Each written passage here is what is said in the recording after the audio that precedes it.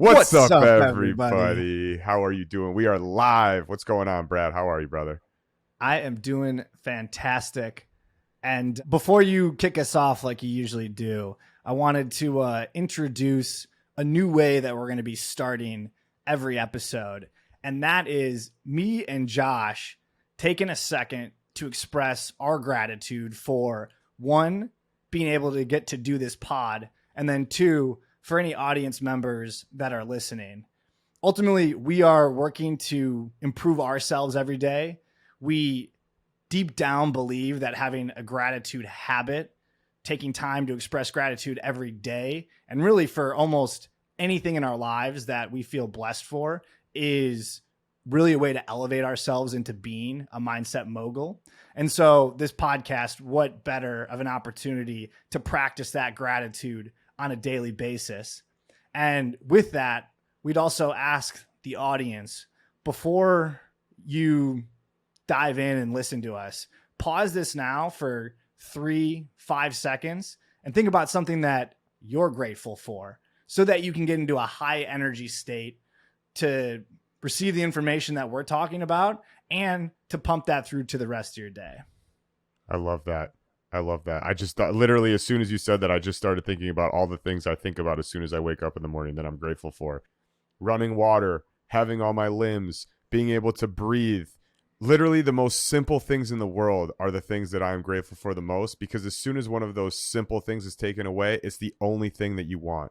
So even if you're going through one of the toughest situations you've ever gone through in your entire life right now, you could be grateful that you have running water. You could be grateful that you can take a shower. You could be grateful that you're not starving of hunger. So just wanted to add that. I had a good one this morning. I was just grateful for I live in an apartment, but like the apartment that I live in, and being grateful for living here, like positively connected me to my environment, so that now through the rest of my day, it's kind of this like self-reinforcing feedback cycle of I'm in this house. I'm grateful for this house. Being in the house makes me feel better. And so I'm just operating at a higher energy level, better mood, better focus for being in this environment by virtue of being grateful for being in the environment. And so, yeah, whatever reinforcing cycle that has caused has been extremely beneficial. By the way, I relate to that so much because, I work from home and I've been here for 6.5 years. I've been here nonstop for almost 7 years now. And sometimes I'll think, man, I just want to move to like a house in the suburbs and have a bunch of space and have a yard and all this stuff. And I'll notice myself start to get a little down when I'm looking at these other options, and it affects my energy just entirely. And as soon as I literally tell myself, I'll stop in the middle of a search and I'll be like, what the hell am I doing? I'm extremely grateful to be living where I'm living right now. I am so lucky to be in this condo and to have the life that I have. And I'll shut that search down, and instantly my energy levels will go back to where they were. And I'll be in that state of gratitude and getting much more productive things done than procrastinating, wasting time on a house search that I know I'm not even going to go for anyway. So I relate completely to that. And I notice that gratitude shift helping my productivity instantly every time I do it. So yeah, I hope that you guys take that practice. We're going to be doing that every single episode, and hopefully it will help you build a gratitude habit with us. So without further ado, this episode, we are going to just do a little accountability check-in. Me and Brad are just kind of chat with each other for a little bit. And we were having a conversation before, and we're like, you know what, we might as well just record this because I think people like listening to our conversations that we would have even if we weren't recording them. So that's what this episode is going to be about. If you do find value in today's episode, would love it if you give us a follow on any platform that you're on. Leave us a comment, a review, send us a question if you have one to support@mindsetmogul.com. Subscribe to our YouTube channel, all those great things. We really, really appreciate it. Just have to mention it out loud because if I don't, it will never happen. So thank you for listening to that quick sponsorship. But yeah, thank you guys. So let's dive in. I guess, Brad, we were talking a little bit earlier. What is going on with you? Where are you at as far as, your goals for the year, how you're doing on a weekly basis? Let's just kind of chat a little bit about where we're both at right now and where we're falling short, where we can improve, things like that. 100%.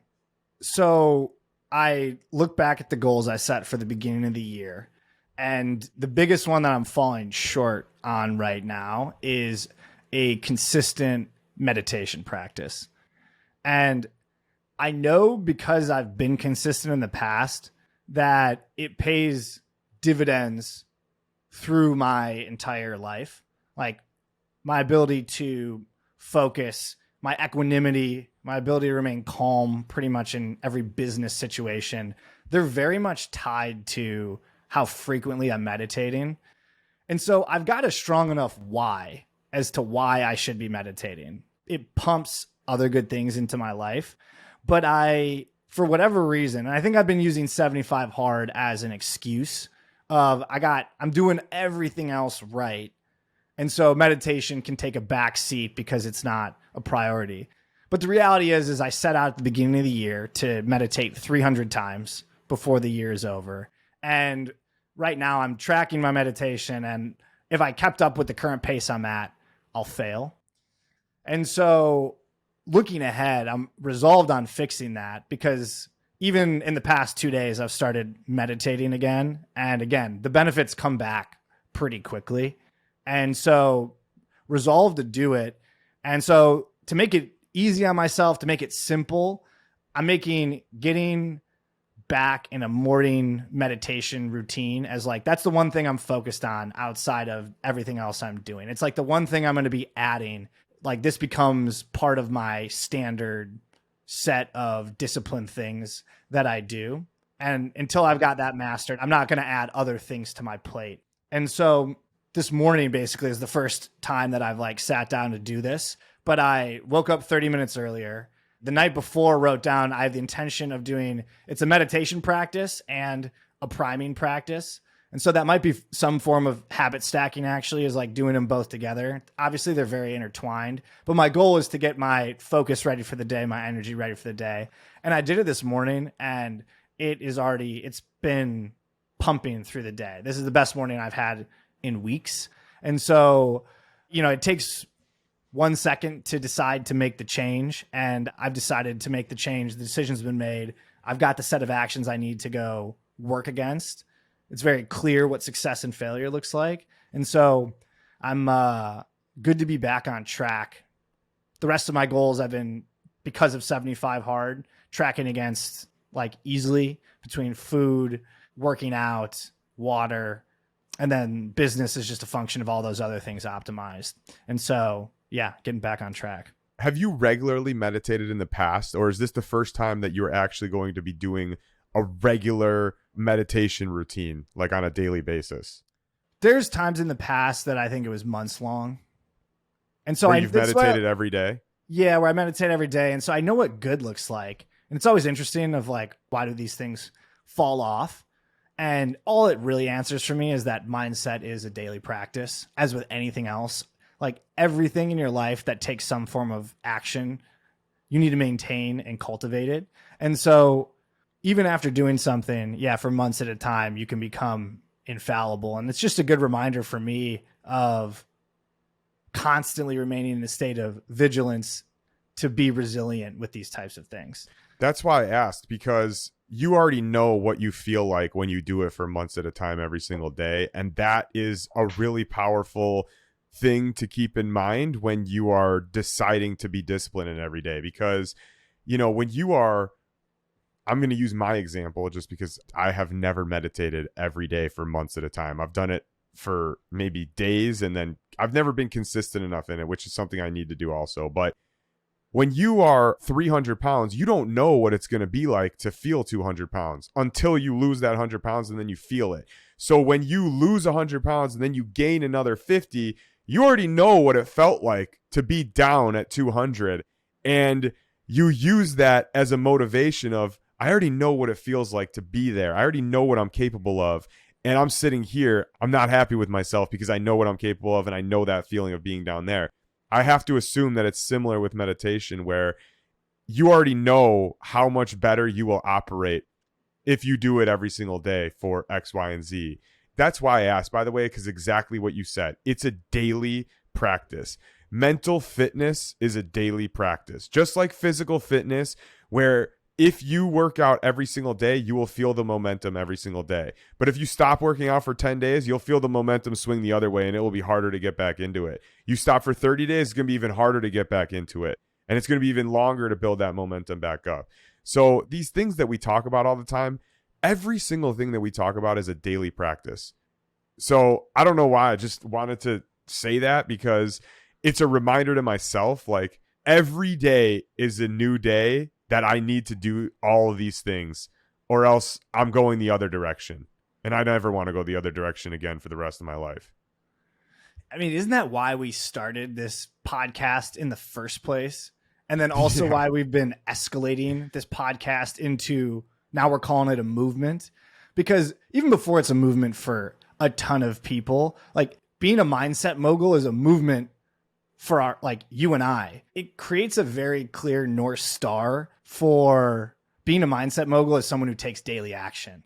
It's all the identity things that we talk about. It's also why we started the pod in the first place. One of the reasons why we started the pod in the first place. We wanted to chat about this stuff all the time and keep each other accountable. And we know it's a daily practice. And that's why it's even turned into daily pods. I mean, when we first started this, we were planning on doing 1 a week. Then it moved to 3 a week. Now we're doing like 1 a day, sometimes even 2.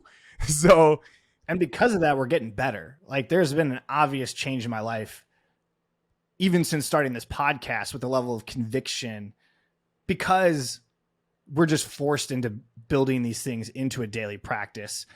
On the daily, we're talking about it, thinking about it. And so it just reinforces the notion to me that they're like building a platform via Mindset Mogul for people to plug in daily with mindset is, I want to call it a gift worth giving, because that's like, I don't want to put us on that pedestal, but it's something worth working against, because people should have a place to go to get together, to continue beating the drum every day of improving yourself, improving your mindset, and have an easy place to go and do that, because that's what this is for us now. And it's makes a massive difference in my own life and my mood, my ability to continue to commit to this every day.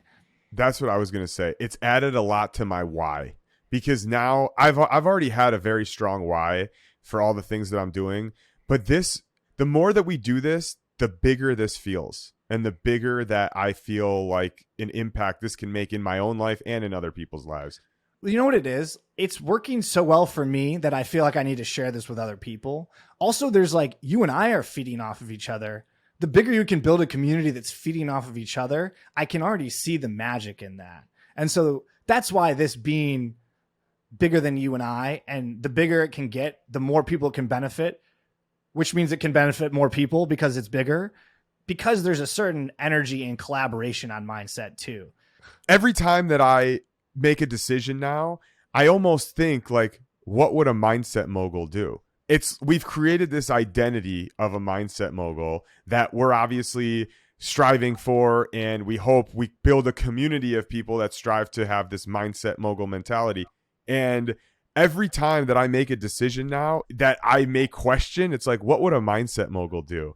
And I feel like just answering that little question that pops up in my brain every day has helped me to make those better decisions and be disciplined with ease, because it's just it's added a lot more to my why. So sorry for cutting you off, but I think it's important that we assume that mindset mogul identity. And obviously it's a very positive sign that question pops up into my head constantly already. And we just came up with this recently. It makes it black and white. It's adding simplicity to anything with your mindset is critical. And so essentially creating this foundational identity to strive for and just easily come back to, it's like black and white. Is this a mindset mogul thing or is it not? It's actually a really easy question to answer. And it's an easy identity to get behind, get involved with, and then also build on. When you extremely rudely cut me off, the point I wanted to make was spending this much time with you and on these topics, that whole concept of you are the average of the 5 people you spend time with. This is like, my average with you is like increased significantly since we started down this journey, and it's pulled me in this direction, and you're just one person. And so that's where it comes to my mind of, What if there were 50 people you could spend time with that all identified as mindset moguls, all pumping each other up, all building towards the same goal? And you could constantly be putting yourself in a room with 1, 3, 5, 50, a million people that are all subscribing to that mentality. Like, that is powerful. So and powerful. that's the room that I want to create for myself selfishly. So like, we could say we're doing it for other people. You know what? I'm doing it for me so that I've got a room of a million people that all say, I want to be a mindset mogul. I want to be the best version of myself. I want to go kick ass every day, because I now, just from sitting in a room with you talking about this stuff, see how powerful it is in this like small dose. Like, I want a bigger dose. I want to jack it up. Yeah, no, it's so true. So I'll jump into mine real quick. Speaking of asking what a mindset mogul do. So the reason I've thought of that multiple times is because I've been traveling a ton this year. And I already knew that traveling is going to be the hardest part of sticking to my routine. It is literally the hardest. I said this, I think, on our first pod or our second pod. I don't remember. But when we went over our goals, I was like, I know how hard it's going to be traveling. And my whole goal is to not fuck up while I'm traveling. And basically, I've stuck to my goals for the most part. I have fallen short on my diet when I travel. Not to the extent that I used to. So there's a small win there, but definitely not to where I should be. I have definitely eaten some late night pizza when I was in Vegas. And the one positive thing is I had some drinks, but I was never drunk, which I think is, for me, going to Vegas. Listen, I have gone to Vegas a lot of times, and I have been drunk every single time I've gone there. For me to go to Vegas, and don't get me wrong, I drank, okay? But I was never drunk. And I think that was a big win for me, because to be in that city and not be drunk is a very powerful thing. And I was actually talking to my wife about this. I was like, it's interesting when you are not drunk and so many people around you are drunk, and you and you see, like, you know, what is actually going on. And it's a really interesting environment to be in. But long story short, I've fallen short on my diet more than anything. That being said, I would wake up in the morning and I would go run. Even if I was feeling like shit from drinking and eating pizza the night before, I would wake up and go straight to the hotel gym. So I've stuck to that. So all in all, I have pretty much been stagnant for the last, I would say, month. I would say probably the last 30 days. Because in the last 30 days, I've gone to Vegas twice, I've gone to Florida once, and I've gone to New York. And it's been just the most I've literally been home for like 7 days. It's been the most travel I've ever done in my life. So on one hand, I'm disappointed in myself, because 30 days of results, if I were to be on my normal routine at home, I know how much can come in 30 days. And I have not made any progress in the last 30 days. But that being said, I haven't fallen back. So the way that I look at my progress right now is that I'm not moving forward. I'm not moving backward. I'm staying the same, which is not good. You never want to stay the same. You always want to be moving forward. So that's why I feel like I'm failing right now. But if I were to compare myself to my old self, I'm winning, because I'm sticking to the majority of what I said when I'm on these trips. But again, extreme ownership, I'm failing, and I'm leaving town again tomorrow for 6 days. And I am going to do my best to exercise the mindset mogul mentality and not waver on my diet, not do all those things. And yeah, continue doing what I'm doing, but still, after 75 hard, still doing the 2 workouts a day. That's huge for me, to be honest with you. That's the biggest thing for me, because every morning, you kept on 2 workouts a day while you were in Vegas and New York. No, I did not keep 2 workouts a day. Yeah, thank you for clarifying that. Absolutely not. I did 1 workout a day in the mornings when I was there. Still got 1 in a day though. Still got 1 in. I missed 1 day when I was in Vegas. The problem is, it's impossible. It's not impossible, because nothing's impossible. I should not say that. That was a bad word to come out of my mouth. But it's very hard to do 2 a day when you're at a business event like that, because, you know, basically from 9 in the morning until midnight, I was constantly tied up. So yeah, it's possible I could go do a workout at 12:30, but like at the end of the day, 75 hard is a time where you really push yourself and you prioritize yourself and you go into a season of you. And this business event I was there for business. So I got my personal stuff done, but I wasn't going to sacrifice business for a goal that I didn't even have a goal to work out twice a day when I was there. So, but when I'm at home and I'm on my routine, I'm intermittent fasting, I'm working out twice a day. I'm doing everything basically that I was doing on 75 hard, reading my 10 pages, all that, drinking a gallon. And I'm telling you, man, like it's like what we were talking about earlier, you know, it's a daily practice. It's such a better way to live. Living a routine where you prioritize yourself is just such a better way to live. By doing it 2 days in a row, I noticed the momentum already. So yeah, that's where I'm at right now. I'm been the same for the last month, and that's a failure to me. But there's some little small wins built in there that I'm recognizing and aware of because it's progress against my old self. I can deeply relate to the notion of not backsliding. I think you and I are probably in prior versions of ourselves, like kings of the backslide. Like that was just an inherent part of my personality. Who isn't? I would make some progress and then backslide. And like oftentimes sliding back before where I had even made it. It was like 1 step forward, 3 steps back. And so having gotten past that phase, that season of my life and aspiring to be a mindset mogul, there's definitely wins in measuring you now versus a former version of yourself, especially since we were the kings of the backslide. Yeah, for sure.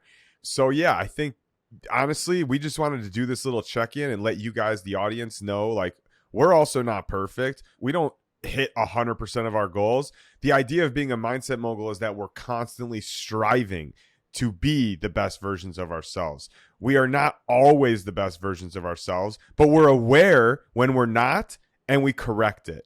And I think that's the main goal is like we're not perfect and we don't ever want to pretend to be perfect, and nobody listening to this is perfect. So don't beat yourself up too bad. Just be incredibly aware of when you're excelling, when you're backstopping, when you're staying the same, and what your priorities are. And if your priorities are to always keep moving forward, call yourself out, just like we did, anytime that you're not living up to your own standards. And that will help you improve your life if you stay accountable to your own self. So yeah, anything else to add for today, Brad? No, I think you just hit him with a fantastic close there. Okay, cool. Sounds good. Well, thank you guys for listening. Appreciate you listening to us just kind of check in. And like I said before, if you guys would be so gracious, please leave us a follow, a comment, a review, subscribe, all those things. We would really appreciate it. And don't forget to be grateful for something today. Use that energy to uplift you and inspire you to be productive in every other area of your life. So with that said, I hope you guys have a great day. Take care. We will see you in the next episode. Take care, everybody.